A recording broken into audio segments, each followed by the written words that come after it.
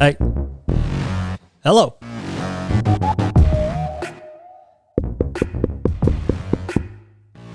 Ah, shit. I'm going. That sound pretty good? Level sound good? You would do fucking Nelly. What's wrong with Nelly? That's just the era you live in. Just stuck in the... Movies, music. Yeah, that was a good time. Yeah, we got to move past it. We don't have to. It's just a good time for movies, good time for music. I like new stuff. Like what? What's your favorite Adam Sandler movie? You want to go back to this? Yeah. What new stuff do you like though? Music or movies wise? Music. I like, I've been in a Jelly Roll a lot lately. I like, I don't know all their names. I've been listening to a lot of country. I don't know all their names though. Spotify does a good job when you want to listen to a country mix. Yeah. And it learns what you like and what you skip. So it'll cater to you on those songs. So I don't know the name of the artist though. It cheats too though. What do you mean? It looks at like it has to look at your YouTube and it has to look at your Apple Music. It has to do something because they'll play some unique songs, only unique to me, and it'll play it on Spotify when I put it on like it ends up being from my like list too. It's like it obviously works within itself, but I basically run out of Spotify. I like music, and then that becomes my like album rather than putting it in like a named album. But I'll go to some artist and play the radio version of it, so it like plays music similar to it. And then it'll just start playing basically shit from my liked thing. Yeah. And it goes to like, am I listening just to my liked album now? Or because I'll put like, I don't know, whatever. I'll put rap in there and then start playing some like emo shit. Yeah. So it's like, how's that the same? It's funny you mentioned the Apple Music because I have this artist named Benja. I probably played his songs. He's not a popular... He's pretty big, but he's not like, famous, but he's a Christian rapper. And there's like 4 songs that are not widely known, and Spotify will pull them every now and then on like popular playlists. Mm-hmm. And I'm like, how is this? Is this popular? Because I think I'm the only one that knows about this guy. There's some fuckery going on, dude. I didn't think about that. There is. When you start listening to that one-off song that can't come up on this, top 100 or something, it's like, yeah. How's that on there? I don't want to like the country that's kind of new age. I'm kind of the person that's like, George Strait was country, Alan Jackson, Brooks and Dunn, Kenny Chesney, like those. Well, even Kenny Chesney, a lot of people that were like hardcore country music fans, they thought Kenny Chesney was a little fruity tooty.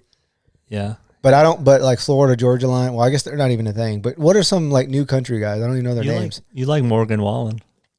Man. You were just playing it a minute ago. It's a love-hate. Yeah. Is he really good? Like, is he a good singer?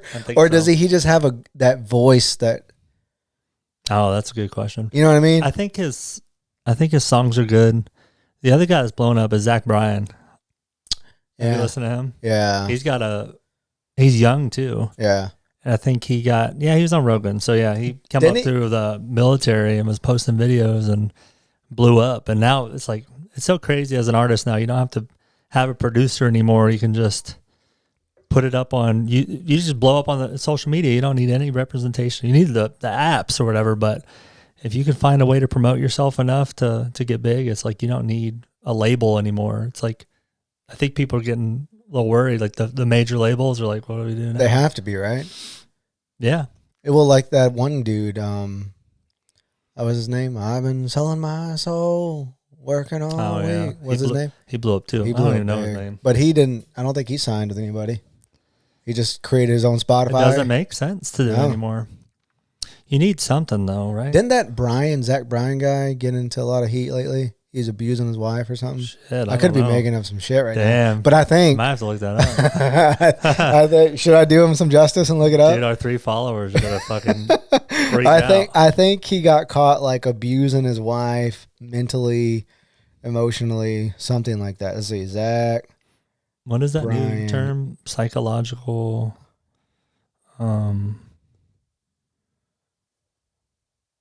Yeah, he practically admits he was an abuser, unsure. Hold on. Oh, it's a cheating scandal. Well, probably. Yeah. He's fucking like the biggest country music singer now. Yeah. How common do you think it is for guys to cheat on their Famous people? just in general? Oh, in general, I don't know. It's less likely, but I feel like when you're famous, it's very likely. I think there's probably an understanding. Isn't like Steph Curry and his wife like in an open relationship? I didn't think. I might be That's spreading not some Steph, more shit. dude. Not Dude. Steph. Got that shot, dude. With that shot. The jump shot? Yeah. Yeah. That's probably wrong. But I feel like I heard that before. Me and Kelly talk about that a lot. Like if guys are supposed to, like we're ingrained through our DNA to have multiple, maybe not spouses, whatever words and titles we use today, like spouse is probably not a good term, but like women in general, multiple women, if it's ingrained in our DNA to do that. I don't know. Sure would benefit us a lot better, wouldn't it? Because I think religion kind of took over that. What should be done. Yeah. Didn't like kings were known for like having multiple women, right? It's like a old school celebrity. I think when you're just hot, like you're popular and you get a lot of what's it called? A lot of temptation, a lot of people reaching out to you and stuff. I don't know. You see everybody. Like, remember Adam Levine came out that he was cheating for a long time, and he was like the poster child, like a good guy. Yeah. Remember he had that song that he came out with where the girls like only girls like me, like cheating the girl. It had right? every girl, all the girls, and then it was cheated. Like he came out cheated like right after. He had like Ellen on there. He had all the girls. He had the girl, the gymnastics girl that Simone got abused. Biles? No, the one that got abused. Oh, I forget her name. And it was like a movement. Everybody's wearing black and stuff, and it's like, and then like he just. Not long after. I know. Well, how about Blake Shelton? I don't know if he actually cheated. Did he actually cheat? With who? Blake Shelton. Remember he was with what girl? Gwen Stefani. He cheated on her already? No. But when he was married to Miranda Lambert, he. Oh yeah. Oh, do you think there was some overlap? I hope there was, for his sake. That was sad because they came out with so much good music together. Yeah. And she had done that song for him for his. I think he lost his brother, and she did the song for him because it was just too hard for him to do. Yeah. And it wasn't long after they split up. It was like a big emotional thing. So it was like, and she's like pissed off. Well, it came out that she was like a hard person to be around. Mm-hmm. Do you think it's possible? So that's another thing me and Kelly were talking about. Do you think it's possible for a man and a woman to be friends, to have a long-lasting friendship? That's a good question. You're pretty balanced and like you take things from all different perspectives, but like so from a woman's point of view, because I think you'd be more towards a woman. That's a hard question. I don't. So I think someone's attracted to one. There has to be. It doesn't mean it's going to be mutual, but like. So if there's, I think whether it be both, but at least one thinks like it could be more probably. For sure. Unless there's the age gap, right? Like it's like an older woman and then a younger guy, like a 30-year age gap. I feel like you could have a friend like that. But when would that ever happen? I had like 70-year-old woman friend that. She was your friend. Used to be my dad's landlord, and I'd go over and we'd talk and have tea and stuff. So and we keep talking about this, and you're like, yeah, she liked to massage my back. Yeah, she always liked to rub my inner thigh. Yeah, get defensive about it. No, so because Kelly said, no, I've had guy friends that have just been my friends in my life. And I said, okay, well, if you open the door to other things for the possibility for some physical connection, would they stop you and say, no, I care too much about our friendship, or would they continue on? Yeah. Because you're just going to get closer to each other as you learn more and more about each other. Yeah. It's not, I don't think it's possible. Maybe it's not impossible, but I think it's highly unlikely for guys and girls to be just friends. Do you have any girlfriends that are just friends? No. None. You, None. No. You're intimate with all of them. Never works. Never works. Physical with all of them. Yeah. Yeah. I have friends, like Kelly and I have mutual friends with couples and, friends with their wives, but we don't like, I even think texting is kind of weird. Like if I'm texting someone else's wife, especially wife, but even if it's like, I'm trying to think really hard. I don't think I've ever texted one of Kelly's friends unless we're in a group chat. The group chat's okay, you can text, but texting outside of the chat to another person, I think that's a little weird. I guess the opposite of that, do you think swingers are really happy?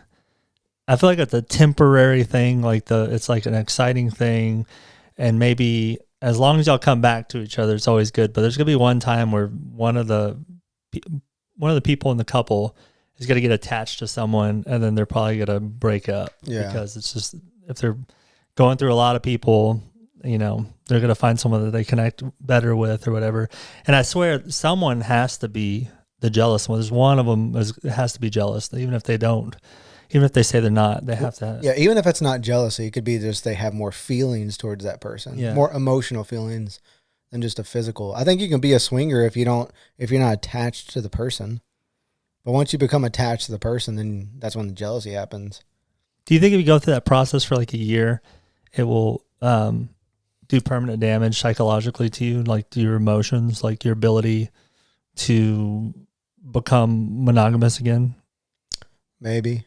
You just become numb to that.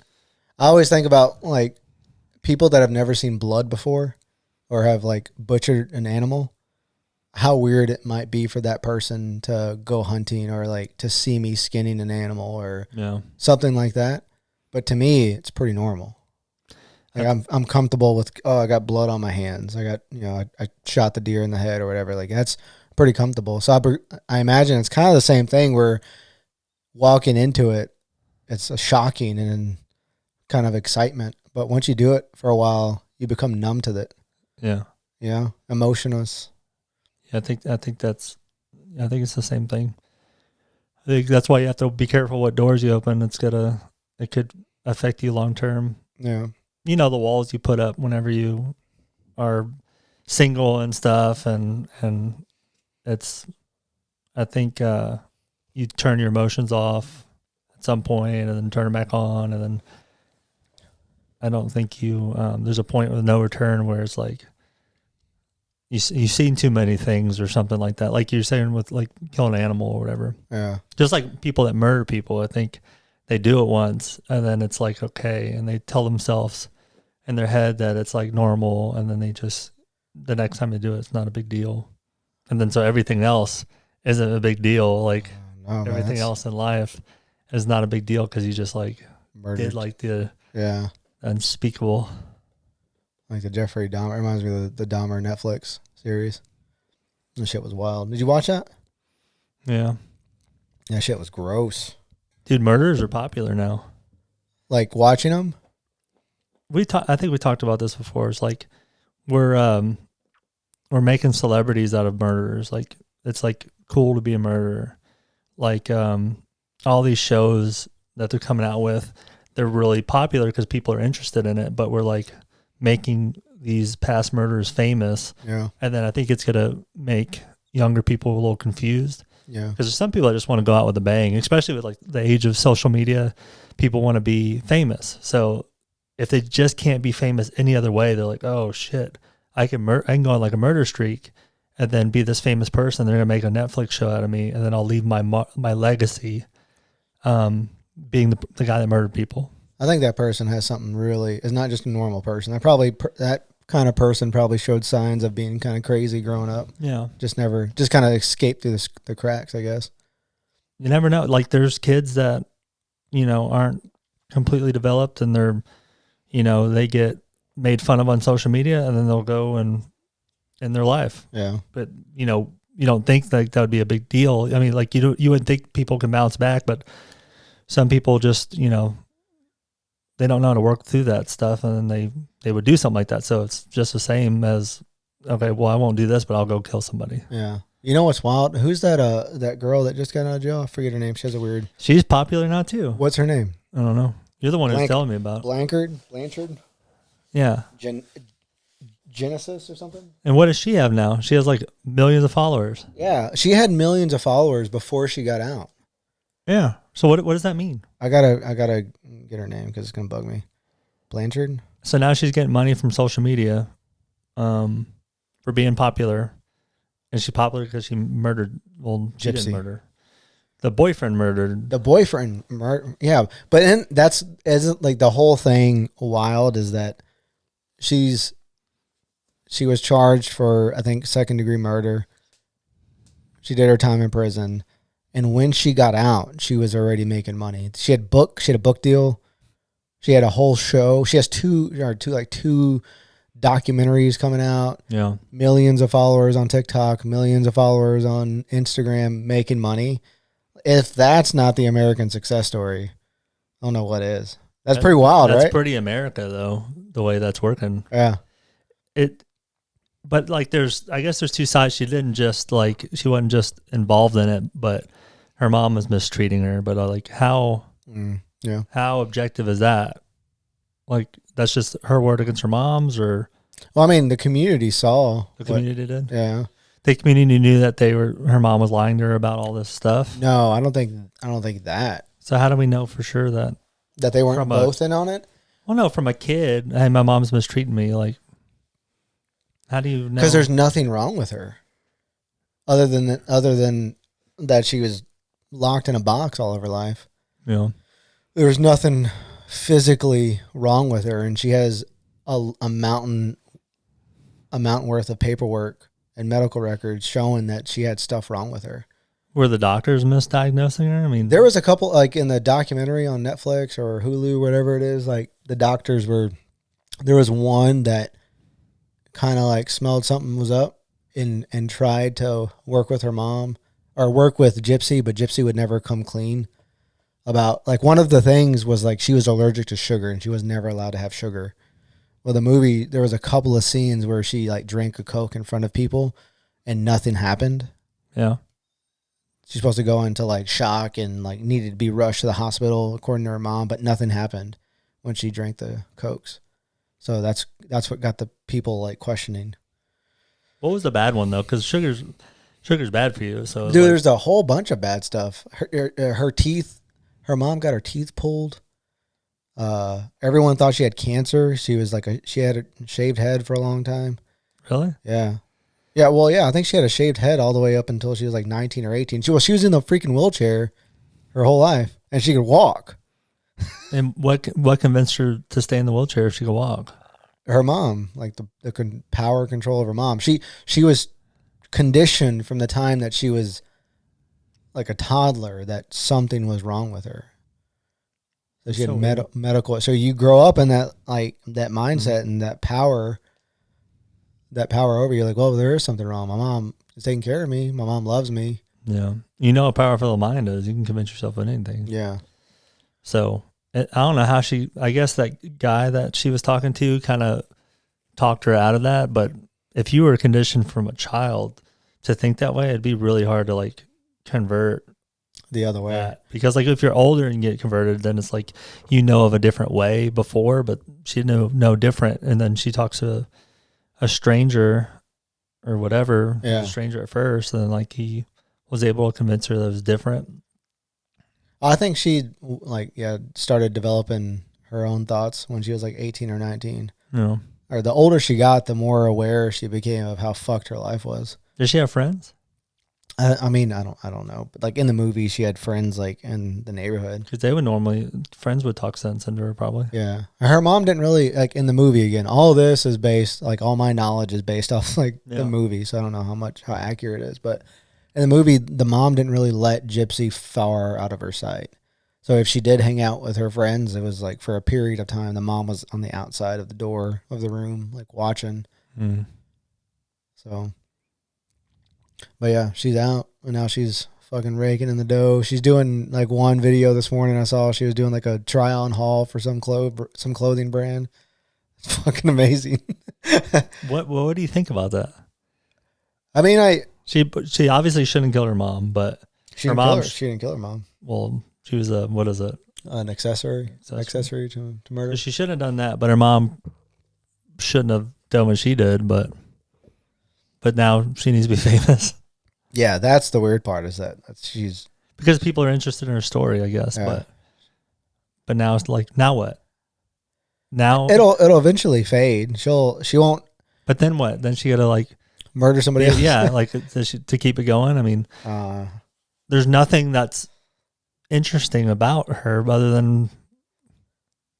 I mean, there's a lot of it. There's a lot from like a scientific, like human mind perspective. I'm sure there's going to be people interested in her because she was caged all of her life, and then she was imprisoned for something that she was involved in. I wonder how does she? Have you ever heard her like talk? Yeah, she talks pretty good. Yeah.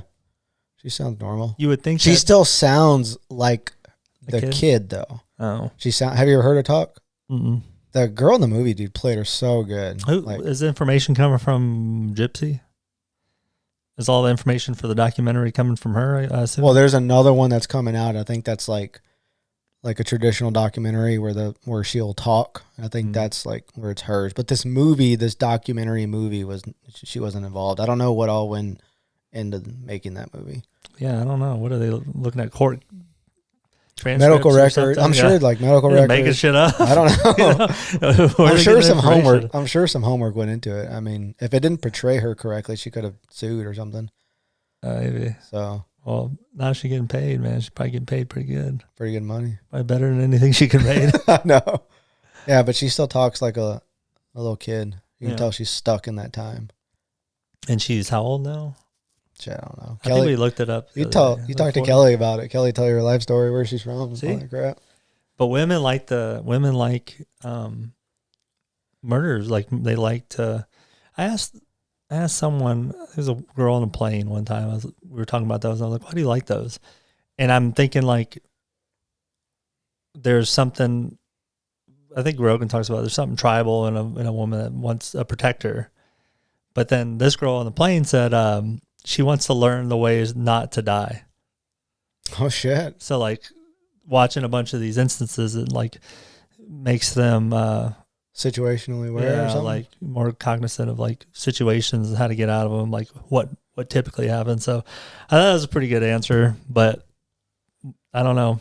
I hate to say women, but it's like women do. There's probably statistics on like the ratio of women to men listening to the murder podcast or for sure murder movies or whatever. For sure, I know. Women, yeah. Courtney loves those the podcast. It's interesting. Yeah. The person talking about the information has to be interesting too, but it's also weird. You like say they're interesting. The people like I think we're talking about morbid.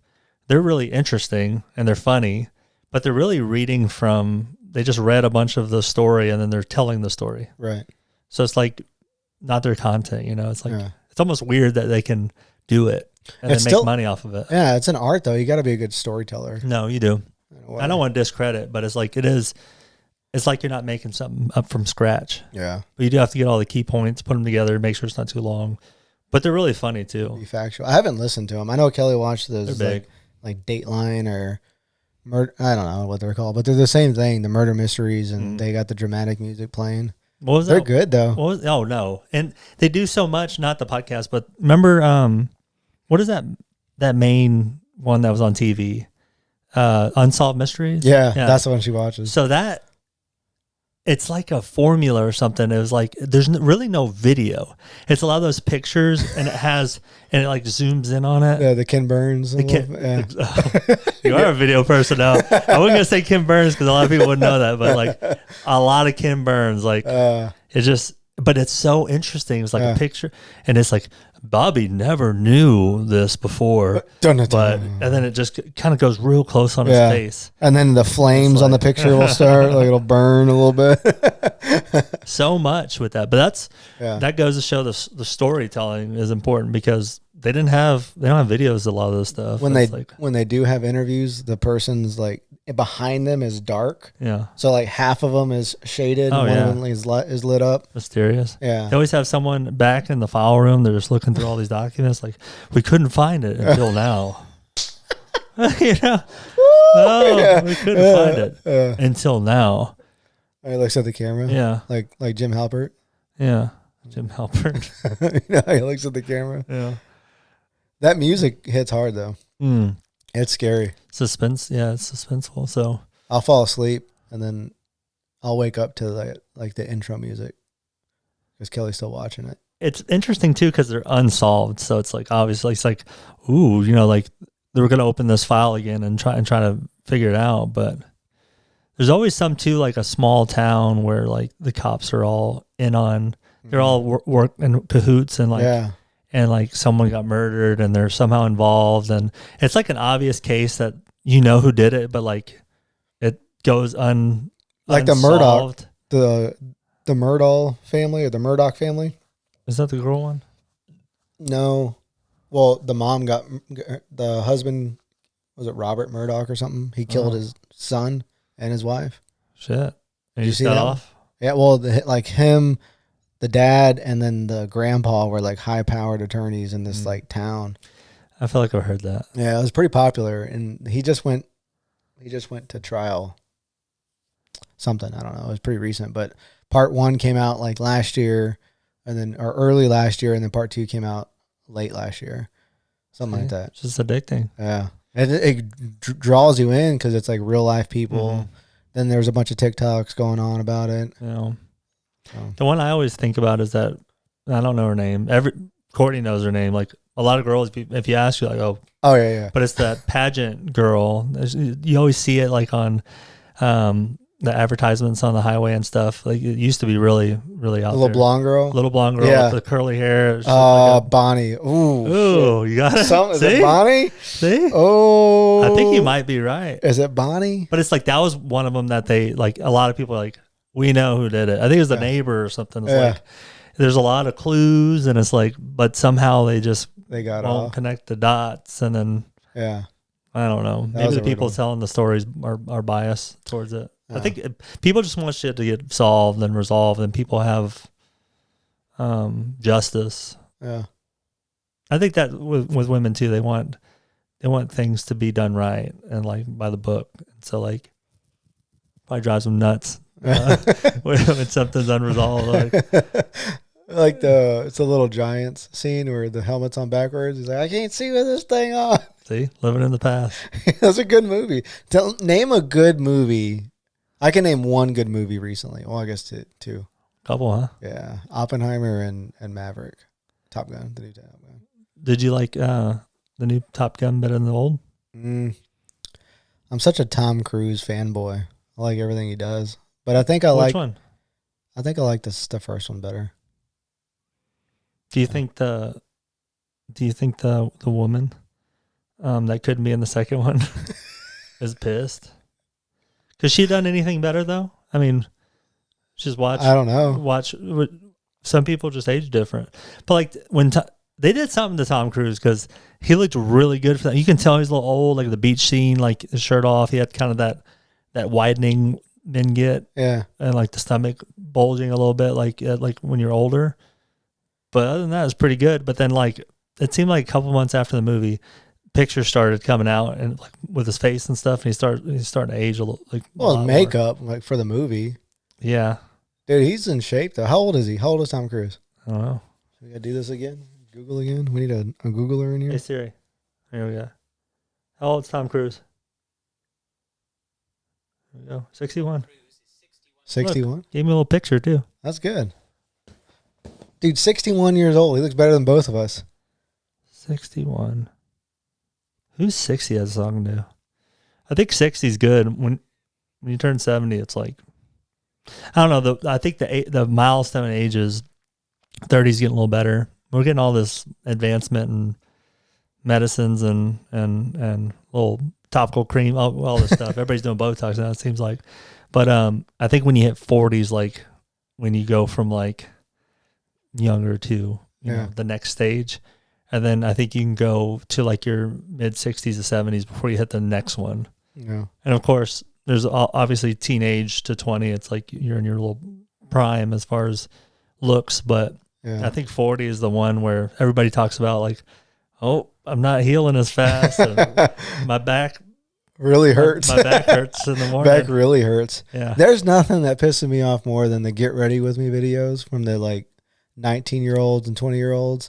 Or a day in the life of like what I eat to stay in shape. No. Like, get the fuck out of here. No. You know what I mean? Like, I used to eat Taco Bell and have like abs and work out twice a week. Like, I want to see women like in their 30s, couple of baby daddies, 4 kids from 7 different guys.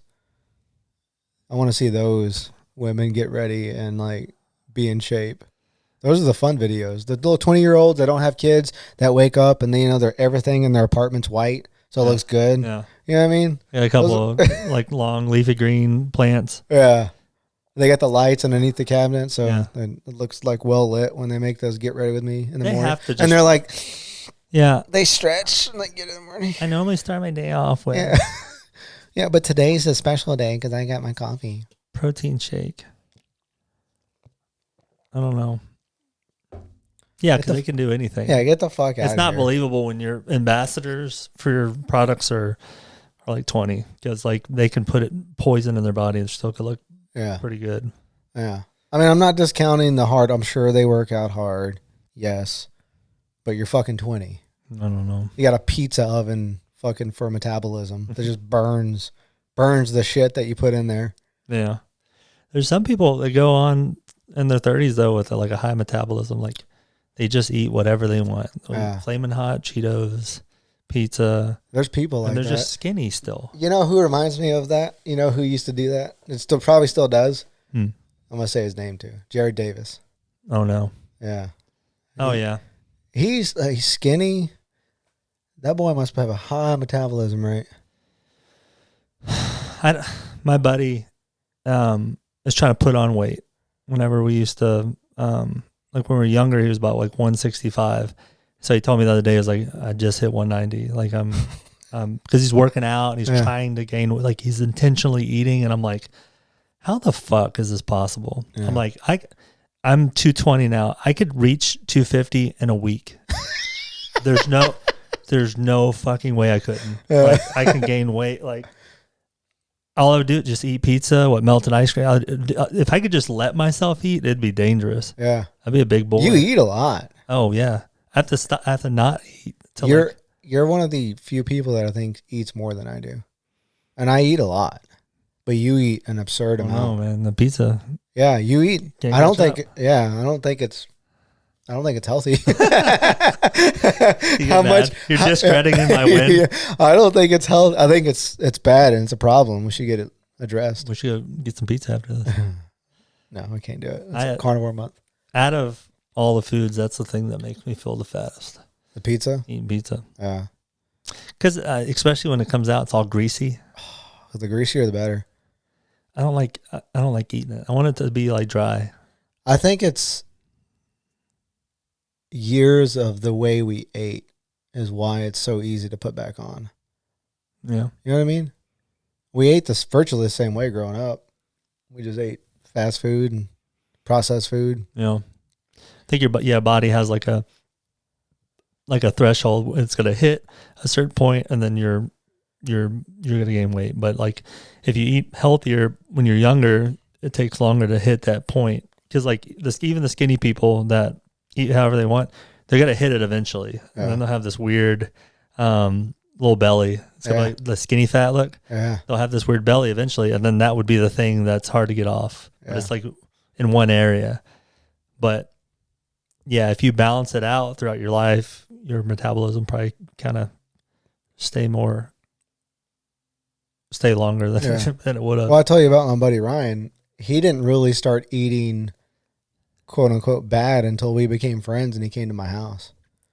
Like he grew up with his mom cooking really good, like good food, and they had their own garden, vegetables, and they ate really good. So he had the years of like good nutritious food for his body.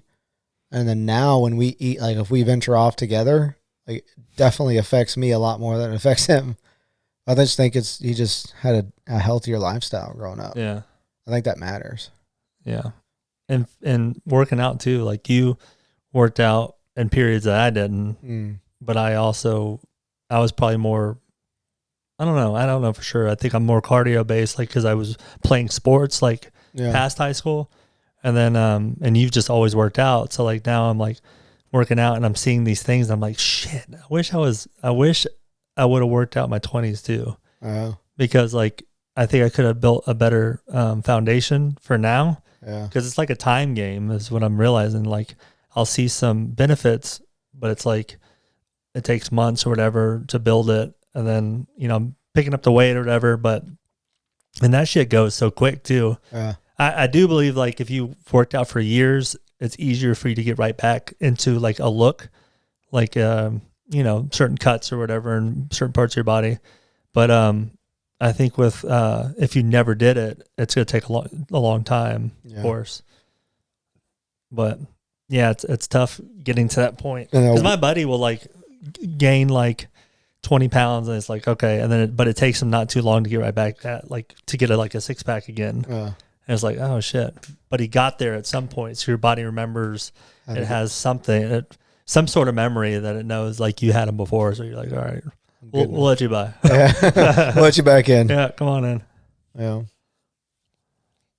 You're trying to get abs too. What happened to that? I'm trying again. What? You know what fucks up? What? Going places. Like or anything. Going places. It doesn't have to be vacation. Just going to hang out with people. Yeah. That's what fucks it up. And that's an excuse, but that's where I'm weak. I've done it like a couple times where I've said no to things, but then you become that person of, oh, John doesn't want to have fun. Like, oh, we can't have fun. Yeah. John's no fun. So I just rather not go. And it's just if I can just. So you're really a fucking puppy pickle. If I can be home. Yeah. And just manage what I eat at home, then it's good. Yeah. But the minute we go out, like a different John comes on where I'm just like, all right, let's fuck around with some food, Yeah. It's hard not to just indulge when you go. Yeah. And get in that cycle. You tell yourself like, oh, you've been good for 4 days. Go treat yourself. Get some cheese, some mozzarella cheese sticks. Especially when you work out, it's like you feel like you deserve. You put the work in, so you deserve the thing. You're gonna be in the gym tomorrow. Yeah, you're gonna be there tomorrow. Work out. I'm bad about that. I'll let myself do a lot of stuff. What do you think about all this? I feel like what lives on Instagram and TikTok now is the don't do this. You should do this. Yeah, and it's not only for working out; it's for fucking everything. Every influencer. There's all this revolutionary things that we just come up with right now. Like the biggest, we were talking about this one too. It's like with working out. It's like don't do incline, decline, and regular bench. All you have to do is incline. Don't do these other workouts. But it's like these are all workouts that have been done forever. But it's like, so I drank the Kool-Aid. I'm like just doing incline bench now. But it's like, don't do this. Oh, don't do this. Do this. It's like, and it's like, I get it. Yeah, you know, but not everything is wrong that we've ever done. There was a good meme that I saw got posted and shared that if influencers couldn't use the word don't, they wouldn't have any followers. I hate the one that says, I can't believe I went through life without these 5 things. And you won't believe number 5. Yeah. They want you to go to the end, right? So it's like, you won't believe number 5. Yeah. What else? Do you watch those some bitches though, don't you? Not anymore. Now I smell it. I'm like, fuck no, you're not getting me. Don't recommend. No, I won't even watch that video at all. And they'll say it too. So like most of the time it's like on the thumbnail, it says like number 4 is gonna blow your mind. Yeah. And they take forever to get through it. It's like Snapchat. Remember Snapchat? You used to go and it said, look at the cast of fucking Boy Meets World or something. And you have to go to the end and go continue next page. Yeah. And it's like wanting you to, like, it's like time stamping, like when you're in there and like how long you're in there. And then by the time you get to the one that they're advertising, the one that's like Topanga or something, it's like, what does she look like now? You get to it and then you're like, and then it like freezes or like goes to another post. And then you have to go and do that shit 15 times again to get there. So I don't even do Snapchat stuff anymore besides, take the pictures. If I want to go look at what someone looks like, I'll go Google it. I'm not going through this bullshit game. That's funny that you went through the bottom of Snapchats. Oh yeah. This is a while back. I don't know if they do it anymore, but that thing is just so laggy too. You try to get some information out of it. There's so much advertisements. It's like not even fun. I had to get rid of one, but now with TikTok, I have another one back. So there's too many of them. There was like, you don't have Snapchat anymore. No, yeah, but there's just too many of them because there's really no point. I got Getter, TikTok. What's Getter? It's like the conservative version of like Instagram, I guess. What? It got real big there for a minute. Yeah, they never stayed though, did they? No. What was it? Threads? Fucking all these people got on, and now there's like links that try to get you over there. No, do it. Not doing that. No. Threads. What else? How hard? Like, isn't it crazy how like Twitter came about? Is like, because Twitter's like the youngest one, right? Pretty much. I don't know. Yeah, I think. Well, I guess I don't know. I don't know if it's Twitter. I don't know, but like, will there ever be another social media platform like before? Like, MySpace just like tanked or whatever, and then it was Facebook and Instagram, and then they're slightly different. But I think the way they all stay alive now is because they all do the same thing. Like if some feature comes out, like Snapchat was the temporary photos or whatever, so now all of them have that built in. Yeah. Something had stories, now everything has a story. And then all these things are like connecting, and some of them are owned by the same people. It's like eventually someone will buy it and recreate it, kind of like Elon Musk did with X or Twitter X. I think they'll evolve over time, especially as we get more AI integrated into the stuff we're doing. Do you think X is gonna fail because of everybody's so dissatisfied of the new owner? No, dude. Have you seen like engagement, like app engagement, social media engagement? I guess there's I guess the end of 2023. I saw this like news article from someone, but the social media engagement, like it showed Twitter at the beginning of 2023 before Musk took it on. Yeah. And at the end, it surpassed Facebook, Instagram, all of them. It's like almost, I think it was almost doubled of engagement per user. Ooh. What do you think about this shit? And I feel like people are talking about, in my groups, no one's talking about it, about that Elon Musk video where he fucking said, fuck you, or what did he really say? He said, go fuck yourself. Go fuck yourself. Yeah. Go fuck yourself. Is that not clear? That's like revolutionary. And it didn't, I don't think it got a lot of press because of who he's talking about. Yeah, he's talking about what? Disney, right? Yeah, Disney. Yeah. But two people did that. Like Dana White, he did that to the medical community. Or? To somebody. No, to Peloton, right? Oh, yeah, Peloton. And then people were giving him some throwing the bikes out. Yeah. He threw them out. He took video of him. Did he? Yeah. They threw him out that fucking same day. That's hilarious. Yeah. And then there was gyms. Like if you go, I think it was like hashtag fuck Peloton, hashtag or whatever. And you go to the hashtags, gyms across the country were getting rid of Peloton bikes. And you gotta have some money to just get rid of them. You have to get the alternative. What is it, NorTrack or some shit? I don't know. But imagine how much power like that Dana White has, that there was gyms not even affiliated with the UFC that were just getting rid of Pelotons. We need like, I'm happy about this. Like, oh yeah, we need people to speak up because we don't have that anymore. I was getting scared for a while. I was getting kind of to a point where you couldn't speak anything. Like you can't say any of your thoughts or anything. So it was getting to that point, and now, like, of course, Rogan and and Dana speaking up, and Elon's like Yeah. the fucking Batman of our generation. He's like a real life fucking Batman without a costume, but he's like buying shit just for the greater good, you know, Yeah. like where, you know, It's funny that the left side really doesn't like him. And they think, like, if you talk to someone who's like a pretty hardcore Democrat or liberal or just the opposite of Trump, I guess, they don't like Elon Musk because of how he's portrayed in the media. you know, They make him seem like he's like a hardcore conservative well, it's probably, I don't know. because of what he's like he let, I think he let Trump back on Twitter. Yeah. He let, who's that, and not Andrew Schultz, but who's the other dude? Snowden? No. Is he back Snowden. on there? Probably. Yeah. No, Yeah. he's been on there, I think. Okay. Come on. Who is it? Tate. Andrew Tate. Andrew Tate's on Yeah. there. Tucker Carlson has his own show. So it looks like he's, and fucking Alex Jones is back on there. Who? Alex Jones. It looks like he's, Yeah. catering to them, but he's just letting people have a voice. Yeah. That's This important. suppression is like, it's not good. I understand like words have power and all that, but like you can't just cut people off completely. I mean, it's freedom of speech. I mean, you should be able to say whatever you want, Yeah. as long as it's not.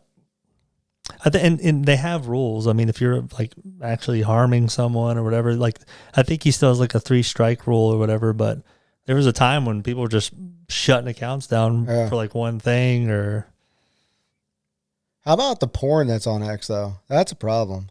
that was on it before, right? Yeah, it's still on there. Why is that on? I don't know. I've heard. Well, I don't have. I never got on the Twitter bus, but Hey, you did. I gave you my login. I didn't get that. I don't want to see that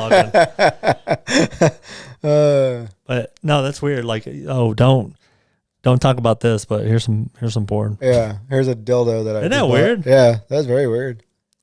We're okay with that, but not. What do you think? What do you think society is going to be? Because we're coming into 2024. It's an election year.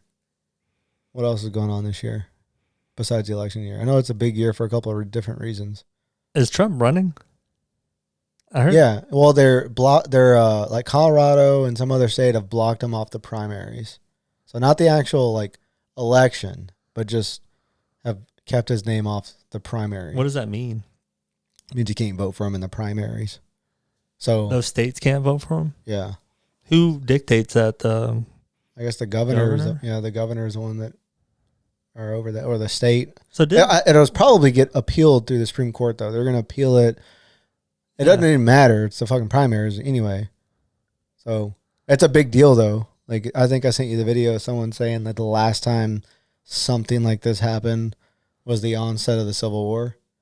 So it's a pretty big deal that they're even like just what you just said. You're trying to silence someone's voice because they have an opposing view. Yeah.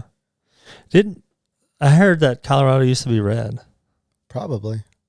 but I never thought that.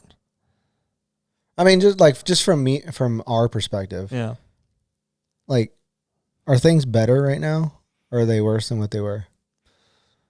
Go a lot of ways. Depends what you're looking at, I guess, right?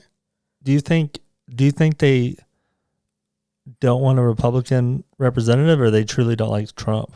I think it's Trump.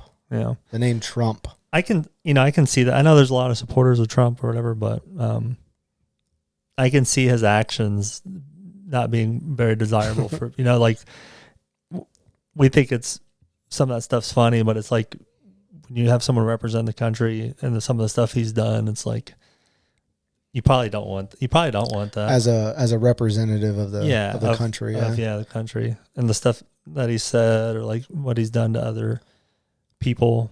But the flip side, that's why he's so popular, is because he's relatable. Yeah. So he's like a celebrity, though. Is like he acts kind of like a celebrity, and what he says, and I kind of like how he breaks up the bureaucracy of politics and stuff. There's he shakes it up a bit, but it's like, but it's also, he says some shit that he probably shouldn't say, and it rubs people the wrong way. Someone was saying something. I think it was Tim Dillon. He was saying like how right now Hollywood hates Trump. They hate him, right? They don't want nothing to do with him. But if Trump came out and announced that he was done with politics and he wants to focus on Hollywood, he'd have like Hollywood producers breaking down his door to create a show with him. Yeah. Because he'd be out of politics, but he'd be on their side now. Like he generates a following wherever he goes. Yeah. Whether it's good or bad. Yeah.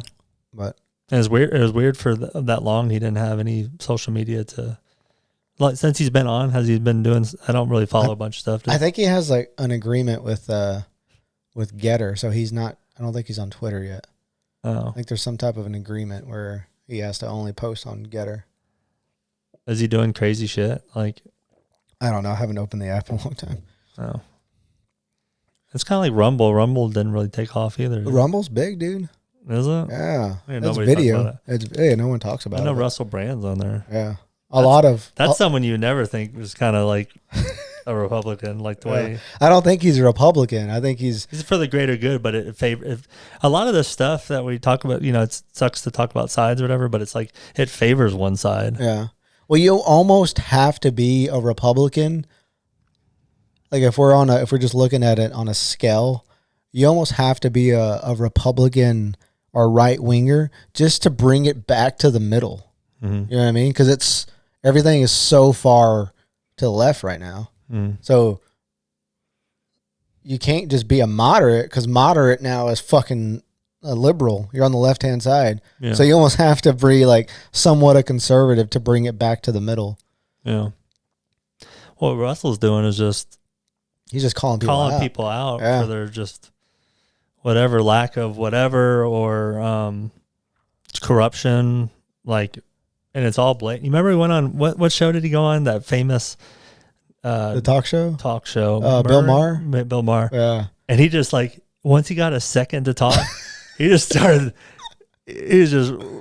I never heard him. He's this fast talker, right? But he was trying to get that out before he got cut off. He's like, this. He's good, dude. He's so good. He's got a good way of thinking, too. I haven't watched him in a while. Is it because he's on Rumble? Yeah, I think so. Because I used to see him come up. Is he on YouTube anymore? I think so. I think YouTube is kind of... I just don't see. I don't see him. I used to see... I think I follow him on Instagram. I see his stories. Like, he'd come up and he'd do, like, his little rant or whatever. I don't feel like I see it anymore. I wonder if it's, like... They're still shadow banning stuff. That's funny because I hadn't seen it either on YouTube. I used to see it. I used to send clips to you or whatever. Yeah. I used to see it a lot. I wonder if he took me off, dude. And let me follow you. He blocked you. Yeah, too controversial. Just you. My like Christmas pics are too controversial. Oh, he just blocked Mike. He's like, I don't like this guy. Could you imagine him talking shit to somebody? Like, just how quick witted he is. It would just not even be fun. Yeah. He's a good shit talker. Yeah. His brain is really special. Well, the accent doesn't help, doesn't hurt either. It's like the British people are just like on a different level. Yeah. Like, and Ricky Gervais, isn't he I think so. British too? They have a humor that's not like American. And it's like you get slapped with this thing that you don't know until you like listen back to it. Like, they say like a little quick-witted thing in the beginning, and then they end the sentence. You're like, oh, wait a minute, you just insulted me a little bit. There's almost like two jokes within the joke. Yeah. And so once they get 5 sentences in, it's like, wait a minute, let me record this and go back and figure out all the shit you just said. It's funny too because that's not an American making fun of Americans. That's what's funny. It's like it's an outsider making fun of us. Yeah. Yeah, and then that lives here. It's funny too. You come here. You come here because it's better, and then you just bitch about everything, which is it's funny. I think that's an element why I enjoy it so much because they always make a point like, so how long are you in town for? Oh, I'm in town for a hopscotch, whatever he says. Like, He's like, I don't want to stay too long. I don't want to get it on me, mate. You know, like, something like that, you know. I want to learn how to get that quick, man. Because it's just the humor's different. They set everything up different the way they talk. But it makes me think too, like, why do people, I know why people leave certain countries or whatever, but why do they leave Europe? Every time I go there, it seems pretty nice, and it's expensive. I think right? the politics are okay. Yeah, you know, that whole Russia and oil and stuff. The whole Russia thing. And taxes. It's expensive there too. Yeah. Everybody just seems happy there. I think they're more educated than They're definitely healthier in America. I think a lot of different countries are way more educated, at least from like a baseline level, like high school. For sure. But I think, we have the best colleges. Everybody supposedly. Everybody travels to. It's a fucking game. When is that? When is that whole thing going to come crumbling down? I don't know. It has to be soon, right? Because there's more. We need to talk to that guy again, the homeschool guy, and just to see what the numbers are now compared to. Because we talked to him like at the end of COVID, or not the end, but it was kind of in the middle-ish, I guess. We need to talk to him again and see where it's at now, because I bet it's skyrocketed how many kids have left the public school system. Yeah. There's going to have to be a dynamic education system now that happens in real time rather than you like go for 4 years and then get it has to be like on the job kind of like, you know what I mean? Because like when I'm going to school and stuff and learning they're like in the moment becoming obsolete. Especially with tech. They're already teaching. Yeah. You're already Why am I learning this shit that's like irrelevant right now? Yeah. So you have to, it's moving so quick that it's not about spending a couple weeks or whatever and getting these classes done. It's not about like checking the box anymore. It's like, what's relevant now and let's get you in it. Yeah. Like, it's not about like, hey, learning the foundation of all the things we do anymore. It's like, hey, we're right here now. We got to jump on the train because we can't go back and learn all that was. Yeah, because that's not how society works. If we created the wheel every time, we never progress as like a society. So like we have to kind of do a fast track of where we are now and then go. Because I'm learning like, what was I learning? Like some dumb shit. Your ABCs. Pretty much. But it was just something that's like, and then with AI, I don't know. You can go both ways. Like with coding and stuff, like things are getting easy. Like with writing, it's like you need to know writing because you need to be able to tell if it's, good punctuation, a good sentence or whatever. But like ChatGPT, like, make a paragraph and then dump it in ChatGPT, and then it's going to make it a lot better. Like the need to be a good writer is like, I don't know how important that is anymore. How good, and that used to be a big thing. People would base their whole life off of like writing, but I don't know how. But like I threw something in there the other day, and it like used some pretty dumb fucking words, like this extraordinary thing, and I was like, I would never say that, and nobody would ever say that. Yeah. They're just putting some filler words in there. So I think you got to be able to distinguish what sounds professional, what doesn't, so you can kind of vet it out. But I don't know. Like, you got to sit down and think what all AI tools are going to take over what, and what is it going to be truly important to do now. Yeah. There's, from that perspective where you're looking at, I'm just talking about like from the business perspective too. Like, why is it cost $40,000 to send your kids to?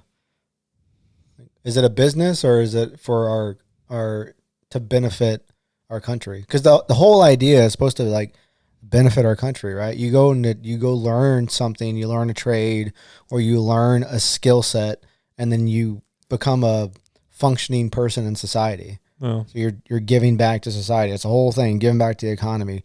But now you got people coming out of college that spend 20 years trying to pay off their college debt. Yeah. There's more people becoming plumber. You can become a plumber for like nothing and make more money than a doctor. Where'd you hear that? You can. What kind of doctor though? What kind of doctor are we talking about? Dude, that's those are we talked about that before too. Is like the trades we're losing the trades. Everybody's getting older, and this new the new generation doesn't. So like, but we should pay the plumbers. We should pay the carpenter. Like that's the game of this whole thing. Like you build a neighborhood out here, you're like paying people nothing. A lot of times the immigrants. That's the problem.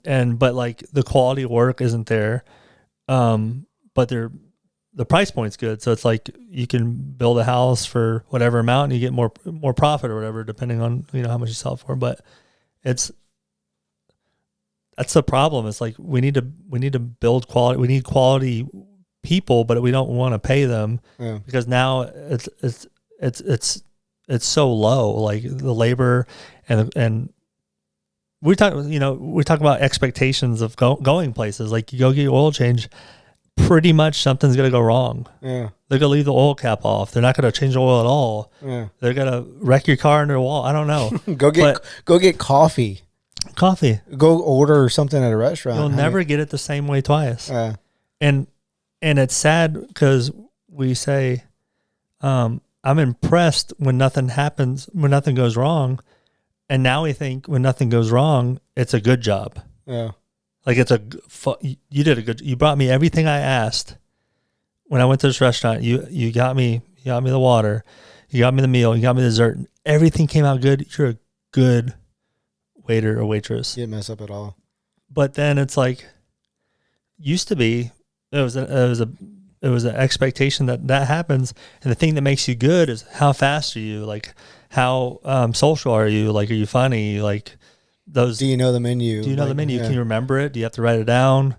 Did you interact with my kid as I brought, like, did you make them have a good time? Did you make the experience good? Not did it just work? Right.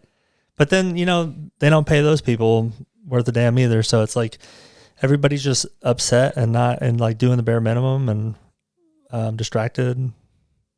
It's because we didn't vote for Trump. That's what it boils down to. That's how we work around.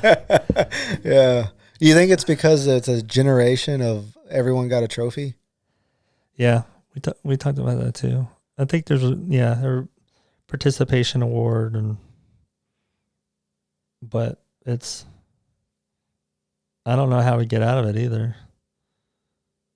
Because everybody expects something now. It's not like you talk to some people and they're just treating me like shit at my job. Like I'm not going to do this anymore. They don't appreciate whenever you do make a good salary, you do have good benefits. It's like everybody just wants the next thing. And they see people on social media making videos and stuff and making, 13-year-old like reviewing toys and millionaire, and people all have those Lamborghinis and all this stuff. And then people at their job, they're like, I need more. I think people need to strive for their best, but like when you're at somewhere, do your best until you get the next thing. But right away, people will start working and do the bare minimum and expect way more than what they're actually inputting, Yeah. So I think we all need to quit. Yeah. There's a lot of ways you can go with this, but it's like, it's frustrating either way. Yeah. Yeah, because there's one side of you that's like, why are we working this much and not getting paid as much? Or like, why are like corporations making, way more and then not giving more to their employees? And then the other side is like, why can't you just come and do your job and not complain? Yeah, I don't know. You got a good living here. You can go either way. I think it's all about your mindset too, like being positive but there's a lot of people now that's like they're owed something, so it's like they're gonna have a bad attitude and do the bare minimum, and so it like kind of affects everybody, not only in work but like in life. It's well, you see that it's especially in large corporations, it's easy to be a bump on a log and get by. Yeah, you know what I mean? Because they know too. People know that they can just float, and as long as they don't kill somebody, literally, they can. Yeah, they know they're not going to get fired. So then it makes everybody's job more difficult because they have to fill up the gap, fill up the missing pieces from that. And then if you get a couple people in one organization that do that, it's like, and everybody's attitudes a certain way. And then you have like a couple of people that are the rock star people that get all the work added to them because everyone else on the team doesn't know what they're doing. Yeah. There's a saying going around now, do less, get promoted more. It's like, it's sad, but it's true. Like basically, we talked about like people get promoted because they don't want them in that organization anymore. Yeah. So you literally get promoted because people don't want you there no more because you're not good. But you can't fire that person, but you can move them. And oftentimes a move means promote. And it's like you give someone an extra $10,000, $20,000 to get out of the organization, and then it's someone else's problem. And then they just keep getting promoted until they mess up enough to get fired or they get laid off or whatever. It's for large corporations, it's easy to talk about work and look busy than actually doing work and be busy. Oh my gosh. You know what I mean? All you have to do is really just talk about it. Like you can log into a meeting. I got a lot going on today. You don't ever have to say what. You just say, "Oh man, I'm bowed up from the neck to the floor." You know what I mean? I got rocking and rolling between meetings all day. I'm coming up to get air. What are you doing? Yeah. You just talk about it, and then you make a presentation and send a couple emails out a week and reply on the Teams or the chat. And you just look busy, and it looks like you're producing a lot of work. And I believe that too. I believe when people talk like that. But like we've talked about enough where I'm like, okay, you're full of shit. But like to a layman, it's like someone says that, they're like, oh, well, Yeah. But Courtney told me the other day, I was like, I can make things that are complicated. I can do it quickly. Yeah. I can get hyper focused and finish something quickly. And I deliver quickly. Because I'm like, like I can turn this around quick. It shows that I know what I'm doing, and then it's helpful, and the person gets the thing quicker so that they can use it or whatever. But then she's like, you might want to slow down a little bit and like say it takes longer to do. Yeah. Because it's like, what benefit? Like then the expectation is going to go up higher, and then doing these things that are abnormal, doing them quickly is going to become expectation. And then I'm going to get all these things on my plate that go outside of your job scope, my expectations, and then it's like, then I don't get paid anymore. Yeah. And then I look like a bad worker for not doing the things that I created for myself. All right. So it's weird. That's because you're a high performing employee. When you can just scale it back a little bit and just do the job that you're hired to do. Yeah. That's the problem too. But I feel like with just some of these jobs, the expectations are so low that it's like and you see the people that do the minimum expectations, they have a lot of time. Yeah. Just going around talking about how much they're doing. Yeah. Did you notice those people that talk about how much they're doing, they're never actually on the computer doing something? Yeah. It irks me to like go and talk to someone like recreationally. Yeah. I'm like, all right, why don't I get back? I don't want to hear about work outside of work or in work. I don't want to I used to be that person where like work was my thing and but doing the podcast, talking to people that we've talked to is like opened my eyes like, oh, they don't give a shit about me. Like I don't want it to be all about work. Mm-hmm. I literally don't care about it at all because they don't really care about me. I know my boss cares about me. Maybe my boss's boss cares about me. Maybe my coworkers care about me. But as soon as they need to lay people off, they don't care about you. No. And what do you have to show for it? Like spending all the time at work? Like who gives a shit if I'm really good at Excel? Yeah, no one. Do I take that home? Am I going to get on Excel at home and do something? No. Fucking lights go off and I don't have a generator? That's what I need to be worried about. Yeah. Excel's not going to get me out of that. Maybe I can create a Power BI for that. Yeah. Like the stuff, there's some social skills that you get from work. And there's a lot of things I got from work, that are helpful. Name one of them. But I think the ability to talk to people, time management, multitasking, all that stuff like helps a lot. But like, there's not a lot of things I can take home with me and applied in your life. Like there's some stuff that like if I really set my mind to it, I can like, I can sharpen my out of work skills with the time that I spend at work. It's like those are prime hours. Those hours the sun's out. Like we all need to be out in the sun, and throughout the week.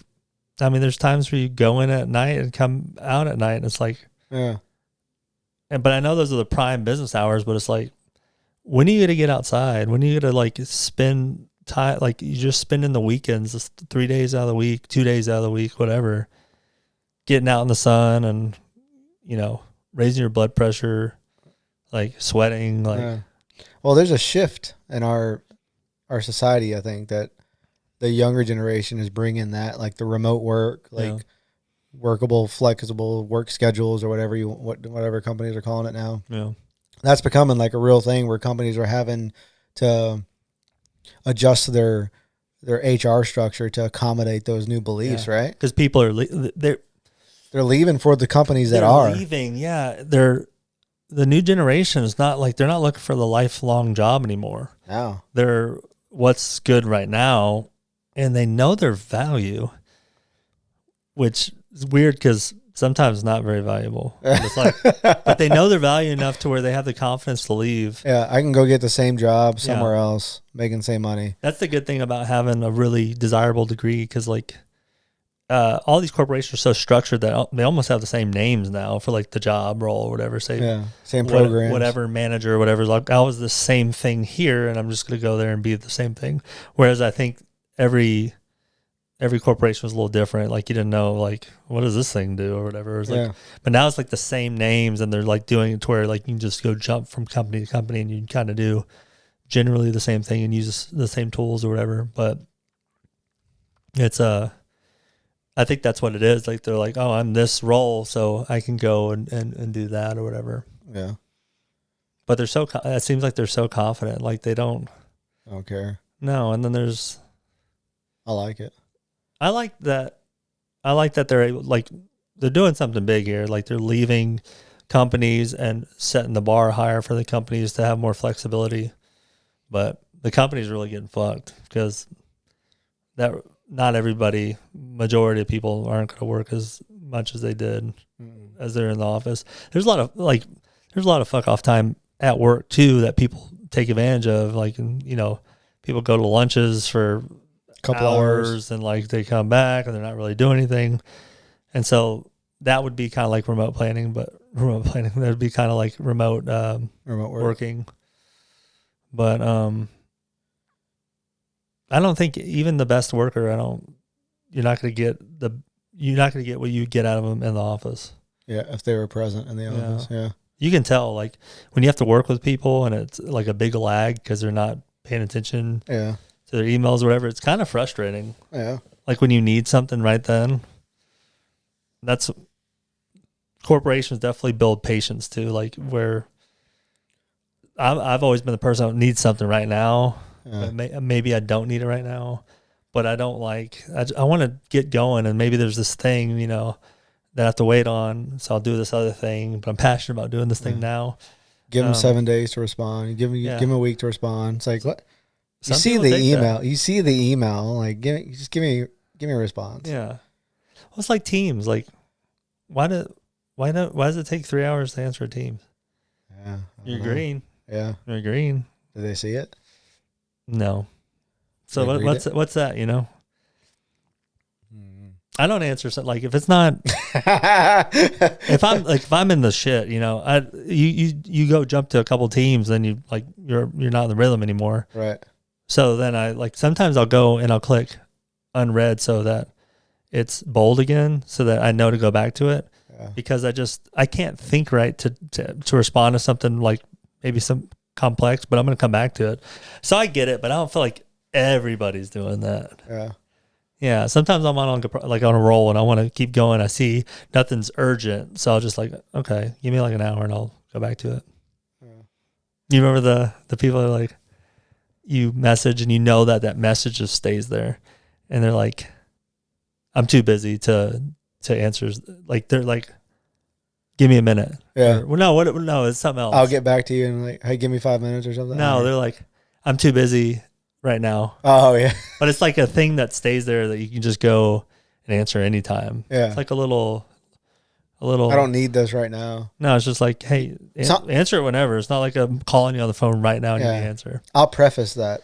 I'll say, hey, I don't need this right now, just when you get time. See, that's that communication that you start building through these corporations, and then all the bureaucracy now is like, people will get kind of crazy if you like, because you can't read between the lines. So like you're getting better and better at writing things. So like that's one thing that I would do too is like, hey, no rush. Especially if you have like a person that doesn't handle stress well. It's like, hey, how's your morning? Like I need to just say this thing, but it's like, how's your morning? How's your weekend? Great. I need this one thing. No rush. Just by the end of the week. Yeah. Just if you help me out or whatever. But it's like, really, it's just like, hey, can you do this thing? Yeah. So, but it goes a long ways because people will read between the lines and think it's like you're being like an asshole or something. You ever talk to, like, between you and Courtney, y'all are texting something and something gets misunderstood? For sure. Right? Yeah. How often that happens with me and Kelly, and I'm like, these companies, I don't know how they haven't failed yet, because we're just chatting through some like email and Teams chat. Yeah. There's got to be a lot of miscommunication like that. Yeah. Because I'm doing it at home with my wife who's upstairs. I'm just like, hey, texting, and she's like, oh, I thought you said bring it down later. I'm like, no, I want it now. Like, how often that happens? We're actually moving more to in-person meetings too. Like I fucking hate that. Well, dude, like nobody's paying attention in some of these meetings. Like you can tell, the famous one where it's like, hey, Bobby. Was Bobby the name we used? Yeah. Hey, Bobby. Hey, Bobby. Can you handle this? Or what do you think about this? Like, I'm sorry. I'll have some a good one too. I'm sorry. I was my audio disconnect. Like, no, I'm sorry. Can you repeat that? I had someone walk in my office. Like, it's like they have the good. They know how to like. I'm sorry, I was disarming a nuclear bomb. Like something like that. Sorry, I nodded off for a little while. Sorry, my pants are down. They're not paying attention. I'm victim too. Like doing a Teams meeting with and I have something I want to do. I'm like doing it, and then it turns into me not paying attention at all. Yeah. It happens for sure. But I think it's good because then people have to come prepared. Like they don't want to be in person and look silly. Yeah. And not be prepared for whatever they need to present or whatever. I'm going to start challenging meetings this year. Yeah. Is this a value-added meeting, or can you just send this to me in a fucking email and I do it? That's a big deal too. Like, how many meetings do you have where you're just wasting time? I don't go if they're not value-added. Really? Mm-hmm. I've been pretty good about that. Because some of them have nothing to do with me. It's just my name got thrown on it. Yeah. I'm not going to provide input, or it has nothing to do with me sometimes. So, I'm going to do that. You watch the new Chappelle? Oh yeah, I did. That was good. He likes doing that. Yeah. Well, I don't know. And even his shitty jokes will kind of hit. It's just because it's him or whatever. Did you see him do that Titanic impression? He's like he does like, but it wasn't funny. No. But then he talked about his joke book, and he was like, no, you got to do it like this. And it kind of made the joke better. And I don't know if he improvised that, but like he knew the joke didn't hit. Yeah. But the fact that he brought it back and said like this joke book, if you say all this shit right, you say it right, it's gonna make you a lot of money. Yeah. And so he's like, no, you need to say it like this. Yeah. He's brave though, and you never know where he's going. No. And he gets real serious. And there was times where I was like, man, he's getting real serious, but then you're like ready for that joke, and sometimes I don't expect it. He's telling a serious story, and then he's like, then that bitch show me your pussy, right? Yeah. Something like that. Like the Jim Carrey one. Like he went into all that stuff. Yeah. And then it's another controversial joke. So dude, he's so good. He's too comfortable up there. I like he's able to just like tell a story. Oh, just make it funny. Yeah. Do you think he has a template of what he wrote down, or do you think it's just, it has to be? I feel like he doesn't seem like that type. What comedians go off the top of their head? I feel like you hear, Rogan talks about how he works, and he'll go on stage and just talk, and then that'll create bits. And then maybe he writes it out. I'm sure he writes, but I think he was like, when he left the Chappelle show, he was known for like standing in parks and putting a speaker down and just telling a joke. Yeah. Just start talking. I don't think he has it written down. I feel like I could do comedy. I want to try it. That's something I want to try this year. I'm not real good in front of people. Like if it's a group of, it doesn't have to be friends, but if it's just a group of people and I come up to them and it's like maybe I can max like 8 people or something, I can get people going. Yeah. But it's the fact of being up on stage and there's an expectation that I need to be funny. Yeah. Whereas like I come up to a group and it's like they don't know what to expect. Yeah.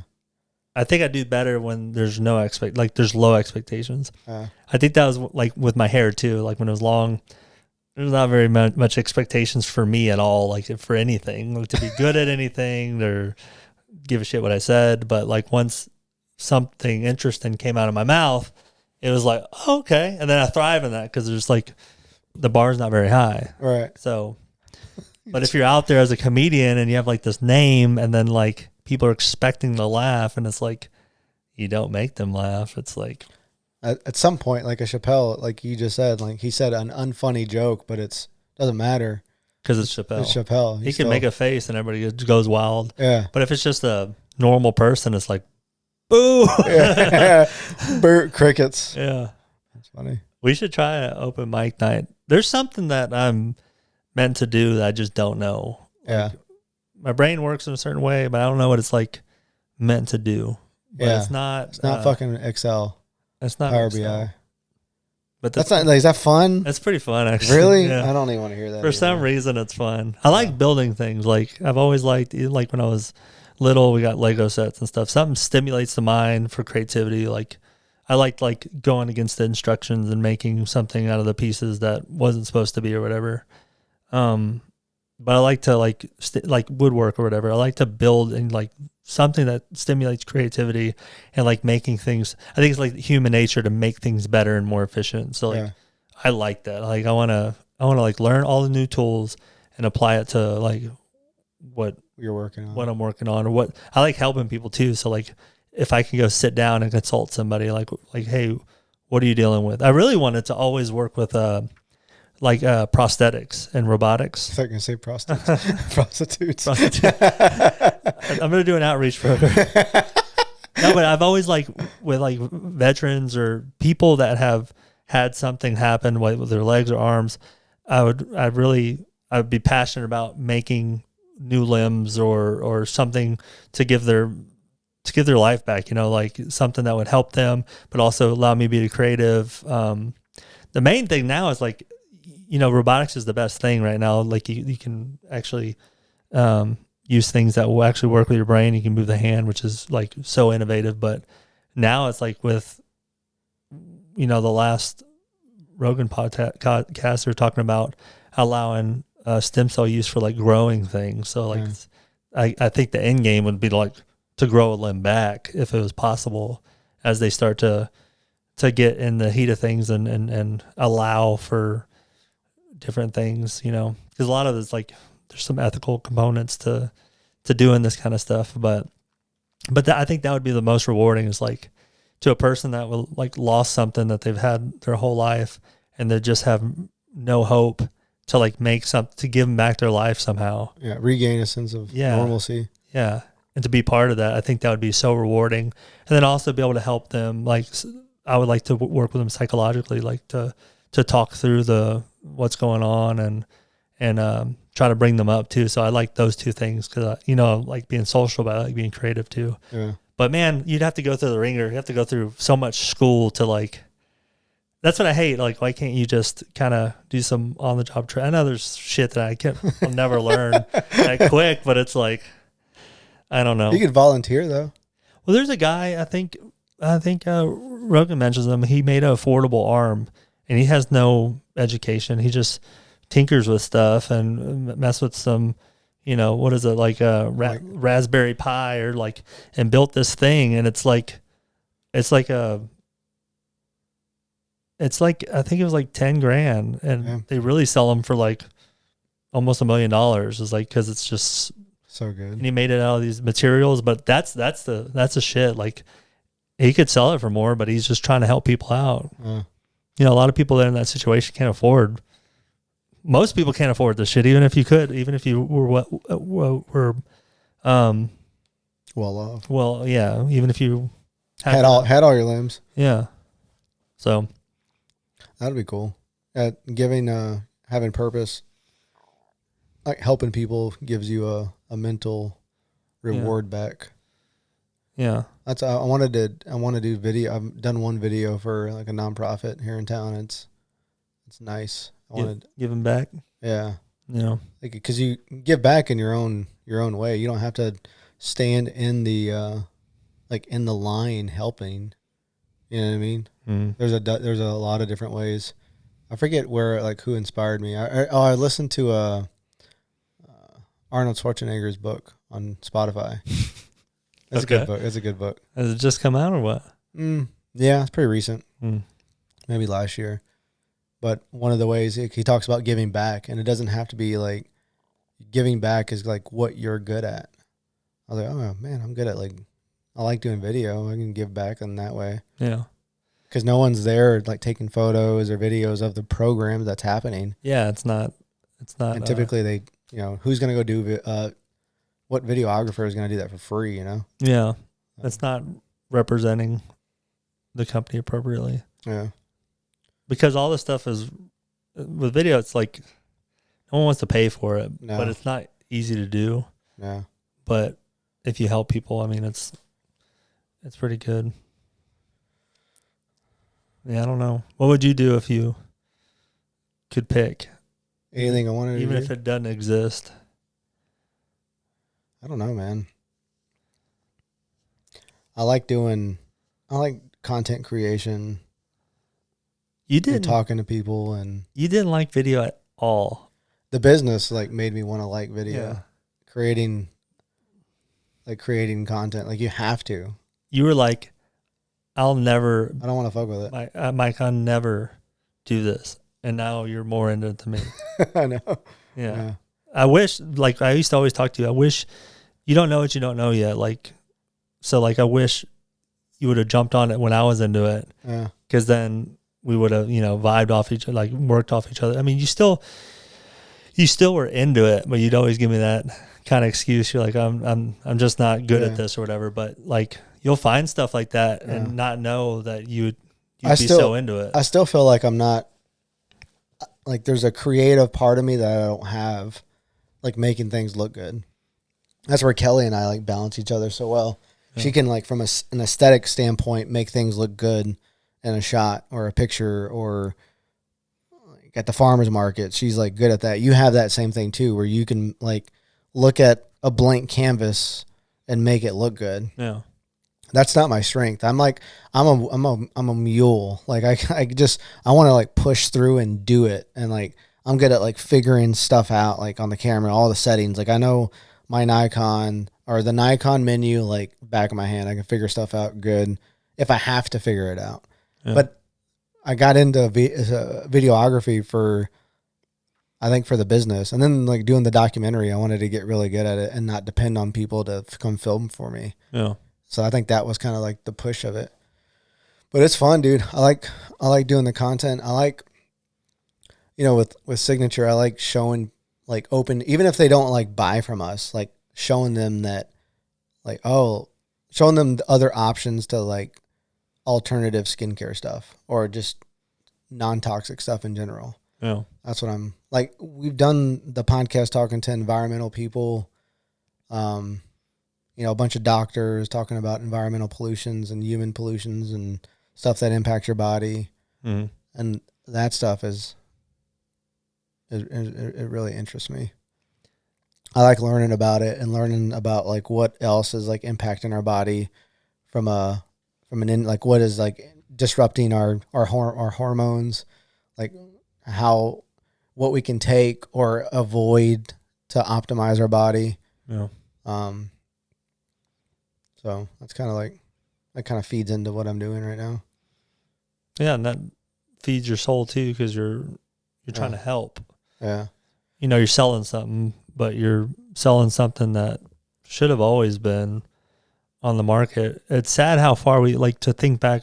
How did we get here? It's like, should we make products that are healthy for, you start to use chemicals because you get like a slight advantage in some areas, but then we just started throwing shit in there, and it started negatively affecting us. And then by the time we look back, it's like, why do we have 1,000 things? Like, it's okay, it's softening this, or it's you can apply it, but like, is it beneficial enough to be toxic to your body? And that